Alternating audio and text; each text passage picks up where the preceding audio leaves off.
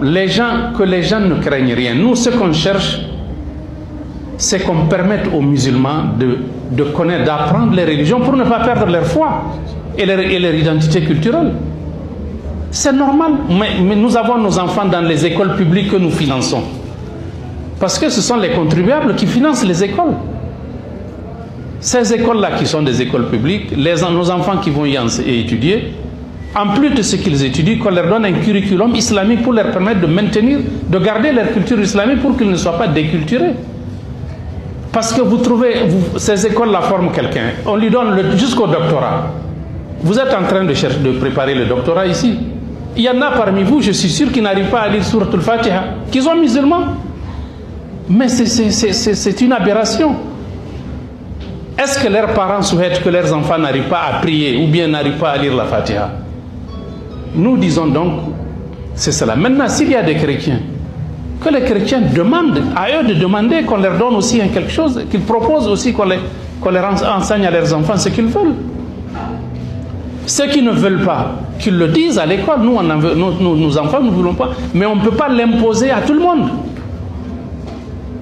C'est injuste. Voilà ce qu'on a demandé. On n'a jamais dit qu'il faut priver un chrétien ou un homme musulman d'avoir ce qu'il veut ou bien de devenir musulman. Qui peut le faire? Même quand les musulmans étaient les maîtres de la planète, ils ne l'ont pas fait. Ce n'est pas aujourd'hui qu'on va le faire. Ça ne fait pas partie du credo de l'islam. Troisième question, les kémites. Est-ce qu'on peut avoir un dialogue avec les kémites? Bien sûr qu'on peut avoir... Les gars, l'islam préconise le dialogue avec tout le monde. Vous vous imaginez que Dieu lui-même, subhanahu wa ta'ala, a dialogué avec tout le monde, y compris Satan. Dans le Coran, il y a un dialogue entre Satan et Dieu. Satan lui-même. Donc, il n'y a pas de problème. Les kémites, ce qu'on leur reproche, c'est leur agressivité. Le fait de prendre le Coran et de le piétiner et de le profaner. Profaner le Coran. Profaner le prophète. Profaner le nom de Dieu. Cette agression-là, mais on doit leur appliquer la rigueur de la loi. Vous êtes des juristes. À part ça, il n'y a aucun problème. Je crois que la mise en application, c'est que nous devons d'abord nous approprier justement de ces recommandations. Il faut laisser les approprier parce que à quoi on assiste aujourd'hui, en tout cas jusqu'à preuve du contraire, il n'y a aucune référence au divin dans les décisions que nous prenons. Il n'y a pas de référence. À ma connaissance, on parle seulement de valeurs, c'est vague. Mais parler de la religion, de l'islam qui est la religion majoritaire, ou même du christianisme, il n'y a aucune référence. Donc il faut d'abord qu'on reconnaisse l'existence, l'importance et le rôle que la dimension spirituelle peut jouer dans le règlement de nos problèmes. Tous nos problèmes, dans le règlement de nos problèmes de gouvernance. Parce que pour nous les musulmans, je vais répondre à la question de l'autre qui a parlé des deux positions musulmans et par rapport à la gouvernance. Mais pour les musulmans, dans la gouvernance, toute la gouvernance, tous les aspects de la gouvernance, l'islam a son mot à y dire par rapport à la vie du citoyen. Ce n'est pas moi qui le dis, c'est le Coran qui l'a dit.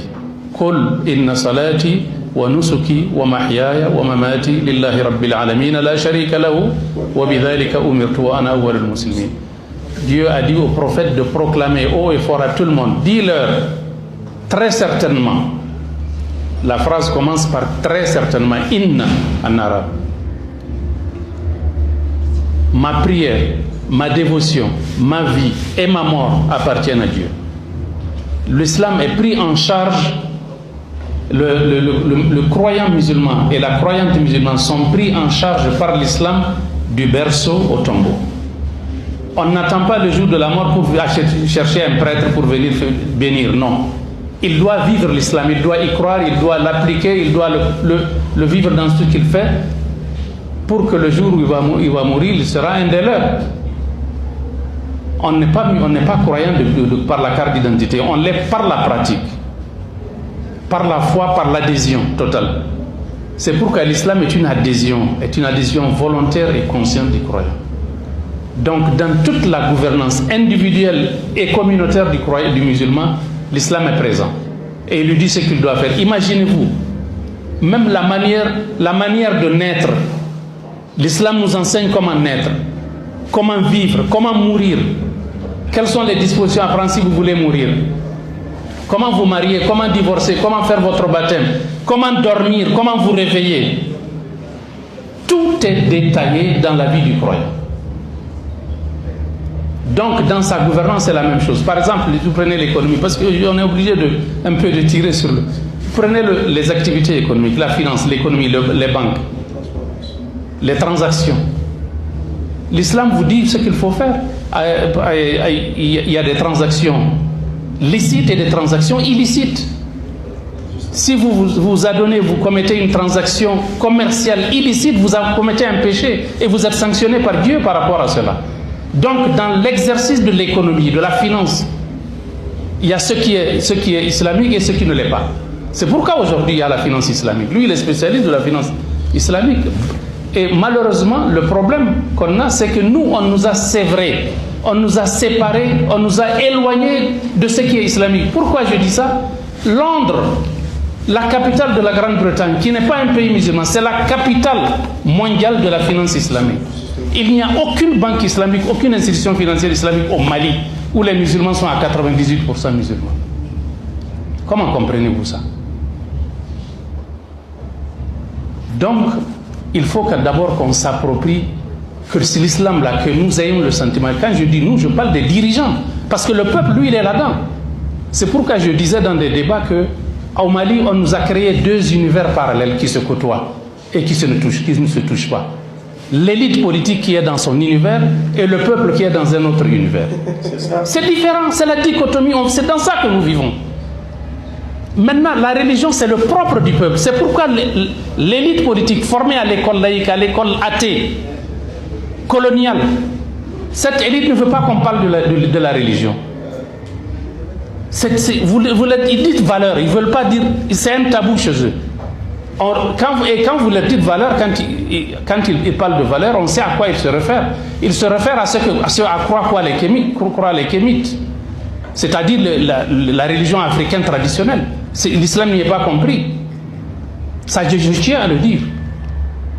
Donc, il faut que nous changions de mentalité, que nous changions de regard sur cette foi-là que nous pratiquons, à quoi nous croyons. Dans la salle ici, vous êtes, je suis sûr, le même pourcentage à 98% musulmans. Vous priez, vous allez au Hajj, vous êtes tout. Mais quand il s'agit de faire allusion, de faire référence à l'islam dans notre gouvernance, dans notre gestion de tous les jours, les gens sont réticents. Parce que, je l'ai dit, nous avons été formatés contre ça. Il faut que cela cesse. Il faut donc qu'on nous s'approprie. Si on s'approprie la chose, pour répondre à votre question, en ce moment-là, on verra comment ça va s'appliquer dans un système multiconfessionnel. Quand vous parlez de multiconfessionnel, c'est toujours le même refrain pour montrer qu'on ne peut pas appliquer l'islam. On nous dit qu'il y a d'autres noms, il y a des noms musulmans. Les 1% là, il faut toujours qu'on l'amène sur la table. De grâce, nous sommes un pays majoritairement, un pays musulman qui a une minorité de non-musulmans. Ces minorités-là, l'islam a prévu leur place. L'islam a prévu des dispositions idoines pour répondre à leurs besoins, pour les gérer, pour les protéger. Et c'est depuis l'avènement de l'islam que ça a été prévu. Vous prenez n'importe quel traité de droit islamique, ancien, qui date de 1000 ans, vous allez trouver les dispositions qui sont prévues pour les non-musulmans dans la société musulmane. C'est prévu.